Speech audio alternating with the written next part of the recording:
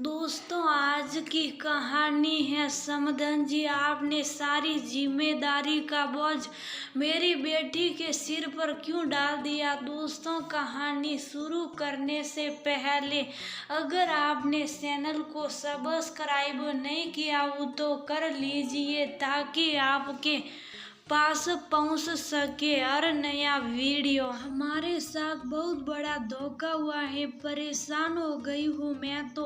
आज तो तू बुला ही ले इसके माँ बाप को, आज फैसला होकर रहेगा। बालाजी एक हाथ में रोटियां का डिब्बा लेकर और दूसरे हाथ से अपना पसीना पोंछते हुए रसोई से बाहर आते हुए अपने बेटे नंदेश को बोली, सही बोल रही हो माँ, मैं भी अब रोज की कीट से परेशान हो गया हूँ। जब भी दफ्तर से आओ ये अपना बदन दर्द या सिर दर्द लेकर बैठी ही रहती है, कभी मुस्कुराते हुए दरवाजा नहीं खोला। नंदेश ने माँ की बात पर सहमति जताते हुए अपनी राय रखी। बेटा, जब बहू शादी करके आई थी तब तो ऐसी नहीं थी, हमेशा हंसती मुस्कुराती खिलखिलाती रहती थी। कुछ समय से ही ऐसा होने लगा। तुम इसे एक बार डॉक्टर को दिखा लो, हो सकता है कोई तकलीफ हो। नंदेश के पिता रतन जी बोले, कोई तकलीफ नहीं है पिताजी, बस काम ना करने के बहाने हैं। इसे अच्छा लगता है कि मेरी माँ रसोई में खड़ी रहे और काम करती रहे। नंदेश गुस्से में बोला, क्या भाई, मम्मी अकेले काम नहीं करती, मैं भी करवाती हूँ। नंदेश की बहन समिता रसोई से अचार का डिब्बा लाते हुए बोली, माँ कल मेरे दफ्तर की छुट्टी है, मैं सुबह ही अपने ससुर को फोन कर दूंगा और यहाँ आने के लिए कहूँगा, वह ही आकर अपनी बेटी को समझाएंगे। नंदेश, उसकी बहन और उसके माता पिता ने खाना खा लिया, पर किसी ने भी जाकर घर की बहू सीत्रा को खाना ना पूछा ना दिया। अगले दिन सुबह ही नंदेश ने अपने ससुर को आने के लिए फोन कर दिया। बेटी का बाप क्या करता बेचारा, जिस तरह से नंदेश ने फोन किया था उनके तो पैरों तले जमीन खिसक गई। वह बहुत घबरा गए और सब काम छोड़कर अपनी पत्नी के साथ अपनी बेटी के घर के लिए रवाना हो गए। एक ही शहर में सीत्रा का मायका और ससुराल था, इसलिए सीत्रा के माता पिता 2 घंटे में उनके यहाँ पहुँच गए। जब वह सीत्रा के ससुराल पहुँचे तो ना किसी ने उनसे नमस्कार किया और ना सत्कार किया,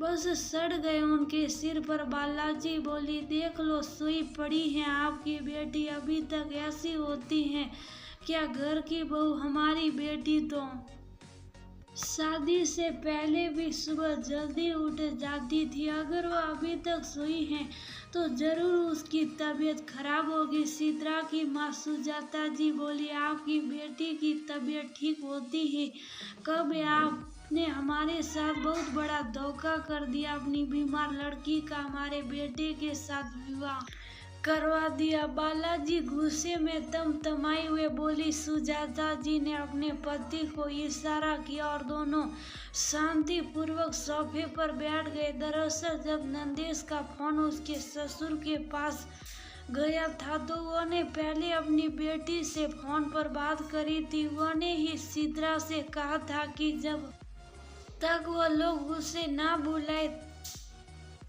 तब तक वह कमरे से बाहर न आए। बालाजी और रतन जी अपने संबंधियों के व्यवहार से असभ्य और उनके सामने सोफे पर बैठ गए। उनके बैठने पर सुजाता जी ने पूछा, शांति से बताइए क्या समस्या हो गई जो आप लोगों ने सुबह सुबह हमें फोन कर इस तरह बुलाया। समस्या नहीं, धोखा हुआ है हमारे साथ। आपने शादी के वक्त कहा था कि आपकी बेटी बहुत ही होनहार है, घर को संभाल कर चलने वाली, घर के सब काम काज जानती है और पूरे मन से घर में सबका ध्यान रखेगी, पर ये क्या हमारा ध्यान रखेगी? हमें ही इसका ध्यान रखना पड़ता। आए दिन तो बीमार पड़ी रहती है। बालाजी ने कहा, अच्छा आप लोग कैसे रखते हैं इसका ध्यान? कल रात जब आपको खाना बनाना पड़ा तो क्या आपने अपने घर की बहू से खाना पूछा?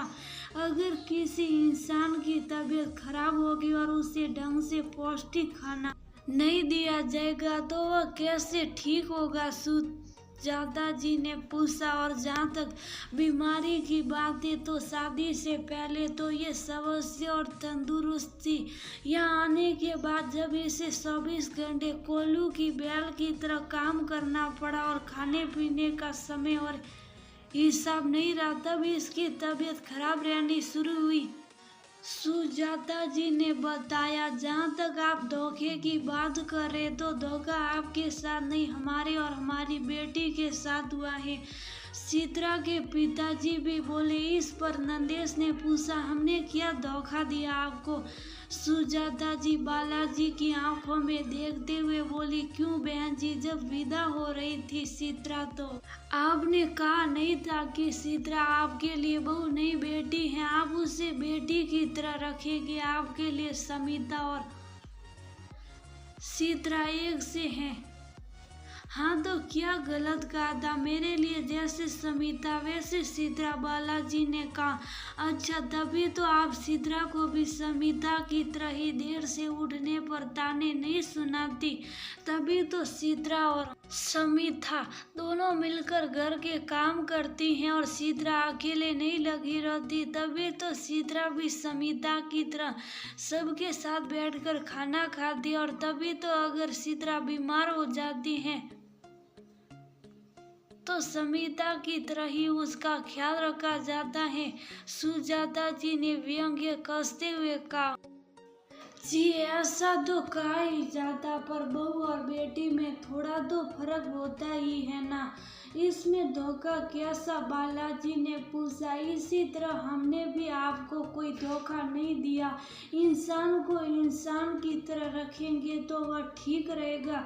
जब आपको घर के काम करने पड़ते हैं तो आपकी बेटी साथ आपकी मदद कराती, पर जब चित्रा घर के काम करती है ना आप और ना ही समिता उसकी मदद करते,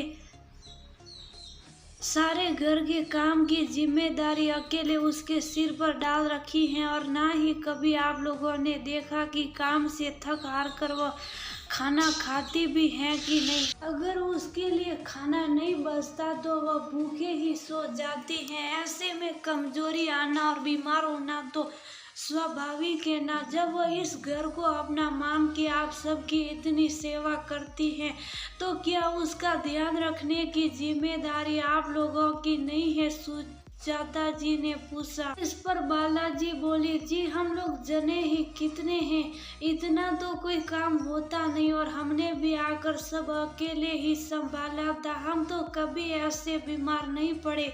मैं जब शादी करके आई थी तो रतन जी का तो इससे भी बड़ा परिवार था। बिल्कुल सही कह रही हैं आप, पर आजकल के शरीरों में वह जान कहाँ जो पहले हम लोगों के शरीरों में थी। आजकल के बच्चों में इतनी समझता नहीं रही है और जरूरी थी तो नहीं जो हमारे साथ हुआ। हम भी आगे अपनी बहुओं के साथ वैसे ही करें। हम अपनी सास को कभी अपनी माँ नहीं बना पाए तो क्या हम अपनी बहू की माँ नहीं बन सकते? भगवान की कृपा से आप सब तंदुरुस्त हैं तो ऐसे में यदि सब मिलकर घर का काम करें और एक पर बोझ ना डाले तो क्या बुराई? सुजाता जी ने पूछा। माफ कीजिएगा, पर आपकी एक बेटी के माता पिता आज आप दूसरे की बेटी का ध्यान रखेंगे, उसे अपने घर के ही एक महत्वपूर्ण सदस्य की तरह रखेंगे तो कल दूसरे भी आपकी बेटी का उतना ही मान और सम्मान करेंगे। चित्रा के पिताजी बोले। इस पर रतन जी बोले, आपने सारी बातें बहुत पते की कही है।